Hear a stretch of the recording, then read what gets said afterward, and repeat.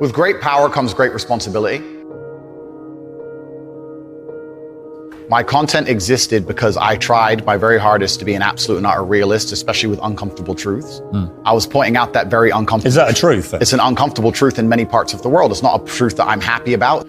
I don't want to be seen as a negative influence in the world. I know that there's a whole bunch of men. I get thousands of emails a week from men whose lives I've saved. I get thousands of emails a week from men who are on the verge of suicide and I've saved their lives. I believe in protecting and providing. I've been misunderstood. I don't want anybody to be offended by anything I say. I want to be a positive force in the world. I don't want anybody to hear what I say and make them feel bad about themselves. I want all people to live righteous and good, whether they're male or female. I think righteous is living true to your heart and knowing that you're doing good by people, not snaking anybody, not lying to anybody. I know I live a very righteous life. The government is not capable of helping the poor. And this is why it's so important as a person, you take personal responsibility and understand you're living in a world where the matrix can be cracked. You can make a bunch of money, but you need to take responsibility and do it. I refuse to accept that there are people out there who cannot become happy, contented individuals. I refuse to accept we live in a world where God has created people who, no matter how hard they work and how good their life becomes, can't be happy. I don't accept that. I accept that the universe is a very giving place and that God loves all of us. And if you try your best and you work hard, you can become a better person. I'm telling the younger generation that if they don't get up and work hard and make sure that they're important, that the world's not going to give a shit about them. 99% of my content was aimed at men, telling them the truth, saying that as a man, you're born with no inherent value. You have to become important. You have to go through some pain or go through some suffering to make people care about you. Otherwise, you're not going to matter. As a dude, if you walk into the party and you've put no effort into your life, nobody gives a shit. Nobody cares about you. And every man out here knows. And one of the great things about the masculine journey and masculinity is that we've all lived a semi-similar story.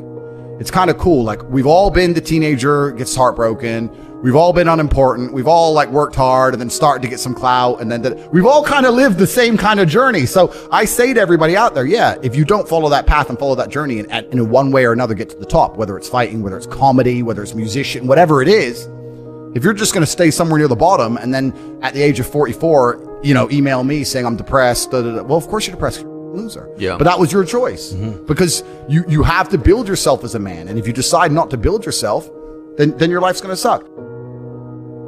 My main message is to resist the slave mind, to understand that every single thing you're being told has an agenda behind it or you wouldn't be told it otherwise, to examine every strongly held belief you have and try and identify where it comes from and why you have it. I sit and argue with people, I discuss things with people, and they so fervently believe a point. And I say, why do you believe that so much? Like, do you have personal experience? No, but I saw the news. The news told you X, and now you are desperate. You will sit here for hours arguing that point. A lot of people are completely empty vessels ready to be programmed. And I try and tell people, listen, to just stop for a second and understand that the things they're telling you to believe are not necessarily for your benefit.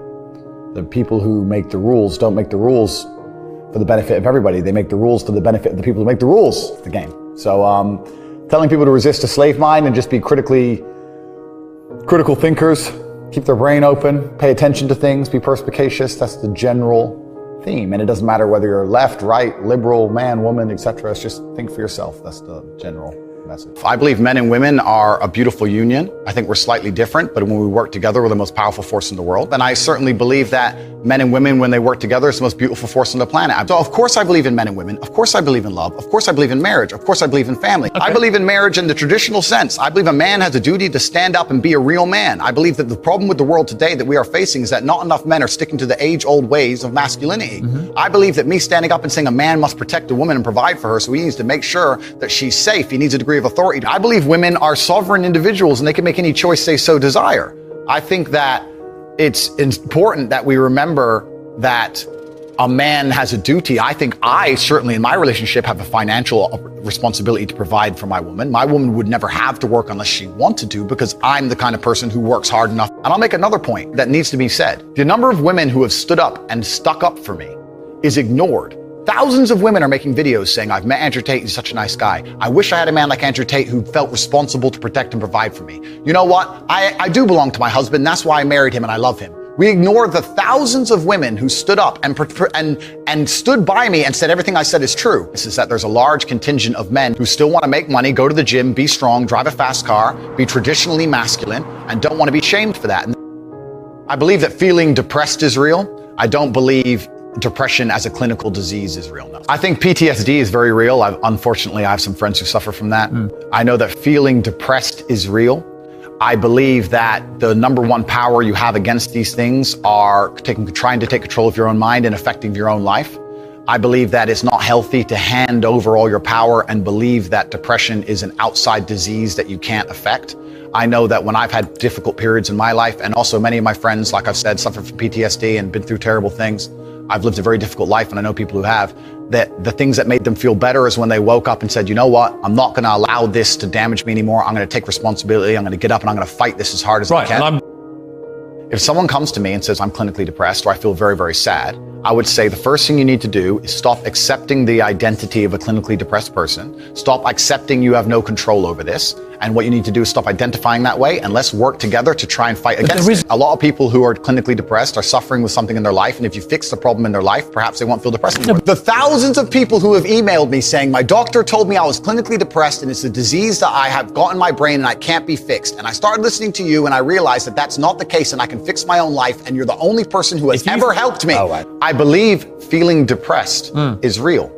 I do not believe it's a disease that you catch from the sky and you cannot affect. I believe that no matter what happens, I believe you have control of your own mind and you can fight against it. I believe if you change your circumstances in your life, you may feel different. I'll give you a quick example. I had a guy who emailed me saying he was clinically depressed and he was going to kill himself. I obviously am not a psychiatrist, I'm not a doctor. I told him, because I replied to my emails. I said, have you been to a psychiatrist? He said, yes, I'm clinically depressed. I've been on these pills, this amount of time. I'm on antidepressants, it doesn't work. I said, I don't know what to say to you besides this. And he said he lost his girlfriend, that's why I became clinically depressed. I said, listen, go to the gym, get a six-pack first. Once you've got a six-pack, email me again. If you still feel like killing yourself, I don't know what else to say to you. But I'd say, strong body is a strong mind, go train. He went, he started sending me progress pictures, emailing me him getting in better shape, and eventually got a six-pack. He's now a professional bodybuilder. And he said, I can't believe I was considering that. I feel so much better, etc. The doctor was telling him he was clinically depressed and couldn't cure it. He started taking control of his own life, and now he felt better. That if somebody has depression of any kind, whether it's clinical, whether it exists or not, whether they feel depressed or not, whatever, that taking control of their life, taking personal responsibility and working hard is always going to be the positive, best thing they can possibly do for their life going forward. How positive is it? Of course, money can't buy happiness. I agree.